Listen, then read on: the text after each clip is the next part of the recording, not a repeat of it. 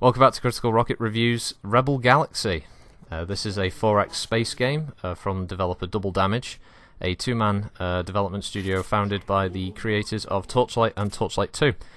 So this is, I guess, their first foray into the sci-fi setting, and I've got to say, it's just from the off, it's pretty good. This will be a budget title, around $20 when it launches on Steam, October 20th. And basically, it's their take on a kind of mishmash of ideas of things like Star Trek Starfleet Command. You've got the sort of influences of Firefly in there. You've got influences from games like Starpoint Gemini and Starpoint Gemini 2. Basically, the game is a large, open sector space game that allows you to trade commodities, bounty hunt, be a pirate or a slaver, a smuggler, all those kind of things that you expect from sort of modern space games these days, but at a relatively low price. Basically, the game involves a story of you taking an old junker kind of vessel from the core systems, and you've been sent the story MacGuffin, and you have to go find out what the story MacGuffin does, and it leads you on a grand quest across the outlaw fringes of the galaxy to find, ancient secrets, that kind of thing. The story, from my experience, wasn't much to write home about. It was okay. The meat of the game is going to be the space combat and the trading and stuff. And in that respect, the game does remarkably well. As I said, with the influence of things like Starfleet Command, the game focuses on you commanding one large-scale vessel that has multiple turrets and broadside weapons, and you have to manage things like your power levels and your shields and being able to pick the right moment and hit the right side of enemy vessels. So shield management becomes key, as well as positioning and that kind of thing, and making sure that you charge your weapons and all that kind of thing. The cool thing about the combat in this game is that you can take control of any weapon mount that you have currently equipped on the ship, so you can fire the broadsides, or you can switch to the turrets, and the turrets come in multiple forms, from things like flak turrets, anti-air turrets, beam cannons, rocket turrets, swarm missiles. There's quite a few different types of setups to pick, and the different vessels favour different play styles. Some of them are a bit more nimble, others are sort of big hulking things that are just built for like heavy shields and armour and just bristling with turrets. And when you're not using the turrets yourself, the turrets automatically pick targets. You can also select each turret and specify what they should be shooting at. But normally it seems to work quite well just to have them fire at whatever's nearest.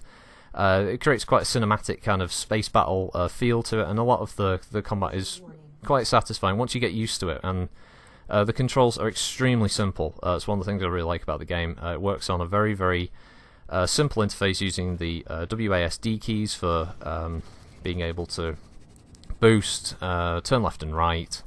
You have the E key for doing things like docking on stations, engaging your warp drive, and I think E also tapping it, and Q is like speed jump, slows you down. So it's relatively straightforward. The mouse controls everything else from weapons and being able to activate special abilities.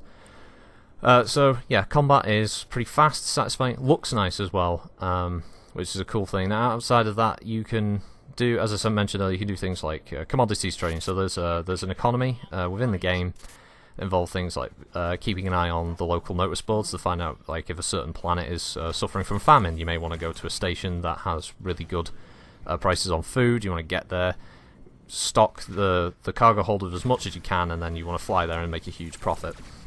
Unfortunately, I didn't really see the commodity market come into play that much for me. I was making more than enough money from things like hunting down bounty targets or just doing missions that regularly involve you just like take these items to X location, we'll give you this much cash and stuff like that. I'm sure you probably can, if you play it right, make a hell of a lot more money on the commodities market, but it doesn't seem to be essential like a few other games. That top of my head, playing games like X for instance, you'd always want to trade more than fight because it was easier to make money. Whereas this game, I feel, has a definite emphasis on the combat, so they've sort of put more reward into killing enemy ships, and you can also pick up bits of cargo off them once they get destroyed, that kind of thing. Mission-wise, as I said, you do things like you can smuggle items for the different factions, depending on whether they may be illegal in certain systems, or you may just be working for one of the criminal factions that are in the game. Factions are kind of limited, but they don't really feel like they have much personality outside of being black and white. Militia's good, civilians are good, whereas a cartel is bad, for instance, and that's pretty much it. But it allows you, if you want to play pirate, you can, and pirates have their own stations and they have their own goods and stuff that you can smuggle through to them for higher profits. But obviously you take the risk that if you get found by militia vessels or other do-gooders out there, they'll attack you and try and get you to drop your cargo, or they'll just blow you up. So that system, it works. All the systems in the game are quite solid. One of the things I was quite impressed with was how stable the game was. It ran very smoothly. The game is also actually quite small. It's not a bloated install. It's only around about 2 or 3 gig in size at maximum. And you get a fair amount of space to fly around. There are many sectors that you can jump into, and each sector has multiple planets, and they have lots of different stations and areas to explore. There's a reason to fly around the map, because every time you explore something you get cash, and then you may want to do things like mining, which is available. You can mine wrecks for other, like cargo and stuff off their hulls. You may want to mine asteroids, obviously, for rare metals and ice, all that kind of thing. So there is a lot of different commodities available for you to go for, and you can pick a profession if you want. I just felt personally in my playthrough of the game that it was mostly just kind of pushing you toward just blowing shit up, and there's nothing wrong with that, because the combat, as I said, is quite fun. It feels rewarding once you get used to the controls and managing things like power levels and your shields. And there's a decent set of upgrades in there, so your ships can be regularly upgraded with better shields, a new warp drive, for instance, better armor, more powerful engines, stronger shields, and stuff like that. And the larger ships, as you go up, tend to have obviously more weaponry, so you need to obviously make sure that as you rank up with new vessels, you also want to have the cash available to buy new, bigger and better weaponry to put on them. So eventually you'll have this ship that's just bristling with fucking firepower, and that's pretty cool. I mean, really, outside of that, Rebel Galaxy, as I said, is a budget title, set around about 20 bucks, so it's not really going to sting you, and from what I can tell, it's nice to be able to play. There's a conversation system in there that as part of the story mainly, but you can interact with NPCs, so you can contact, say you're passing a trader in a sector, or in like a wreckage field or something. You'll be able to hail that ship, and then you can sell them any goods that you may have picked up while you've been flying around, or you may be able to buy goods off them, or you can do the dickish thing, and you can tell them, like, well, drop your cargo because this is a stick up. You can also do other things, like if while you're flying around you may pick up a distress signal, and you head to the distress signal, and it might be a pilot who's like, hey, I've been crippled, can you help me out, or I'm under attack, and you can say, well, today's not your lucky day, and then you can also attack them and try and take their cargo as well.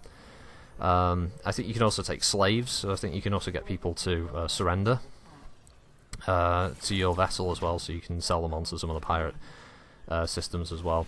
There's a really nice soundtrack that again brings me back to the kind of Firefly influences, with the kind of outlaw, lower tech kind of feel and look to the universe, with a lot of kind of country sort of rock kind of music. If you think of the Firefly intro, it's that kind of music basically.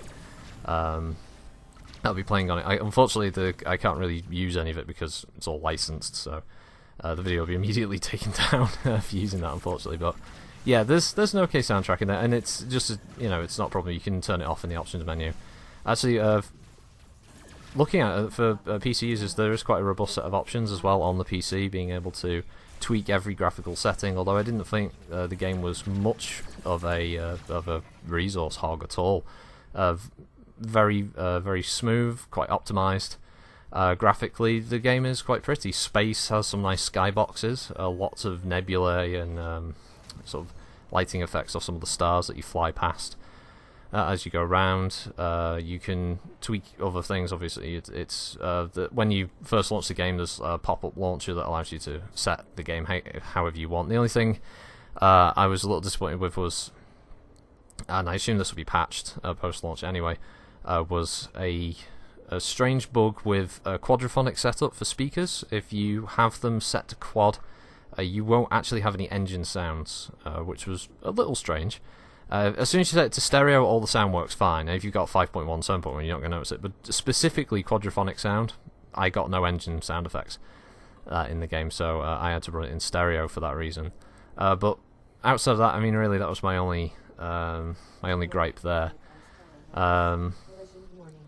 Graphically, I was quite impressed with the ship damage modelling. You can get a fair amount of like little scars and holes and stuff like that appearing on your ship as you start taking more damage.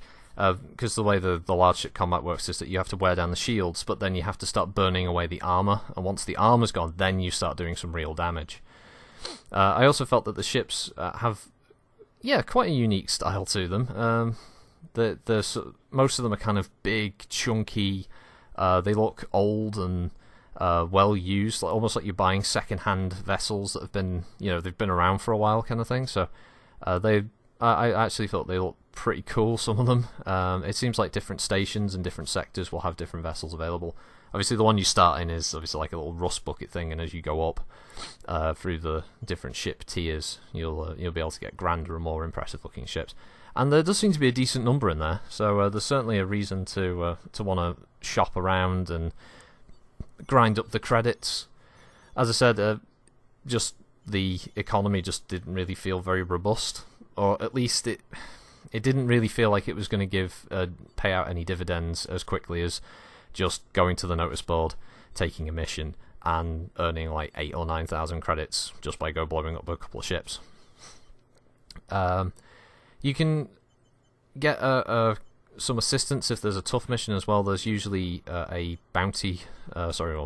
mercenary on every station who is, for a price, willing to follow you into combat, and they'll have their own ships with their own weapon setups and stuff, although you can't tweak them. But they're certainly good if you don't mind paying out, knowing that they might get killed, but at least it means there's less chance of you coming out of the mission with more costs and repairs than you actually make by completing the mission. So there seems to be a number of them, which really reminds me of Privateer 2: The Darkness, where you could hire The Darkening, where you could hire like a different mercenary pilot, and they had their own craft and stuff. So that was really nice. It's just, that's how it feels. It's a game that pulls in, for me, a lot of really positive elements about lots of older space games that I've played, but in their own universe, with their own sort of art style and aesthetic. And yeah, overall, I quite like this game. It's for a budget title, it seems very pretty. It seems to fit the philosophy of the developers of bringing out quality products at a relatively affordable price with tons of replayability. And I definitely think that's what you'll get out of Rebel Galaxy, because you don't have to follow the story. You can sack that story off right from the beginning. You can play it however you want. You can upgrade your ship, and then you can come back to the story whenever you feel. And that's one of the great freedoms of space games that many of us have played in the past. Games like X3 and Freelancer and all those kind of titles. And maybe in the future, also MMO games like Eve, and obviously in the future with Star Citizen. These are all going to be kind of space games where you want that kind of freedom, and this has got it. And yeah, if you don't mind taking the punt on a relatively cheap option, I would say this is a good little purchase. I think it'll tide some people over for a while. If you've already got Starpoint Gemini 2, I don't know whether that is worth getting as an accompaniment to that game, or whether you're just happy with that one, because they kind of do the same thing. I just think Starpoint Gemini might be a tad, or maybe was at launch, a tad more expensive than this will. But if you're looking for a cheap space game that's 4X and gives you lots of options of what you want to do, how you want to play, I don't think you could go wrong with Rebel Galaxy. So yeah, I'll be putting a link to the store page in the bottom of this video. Thanks for watching, everybody.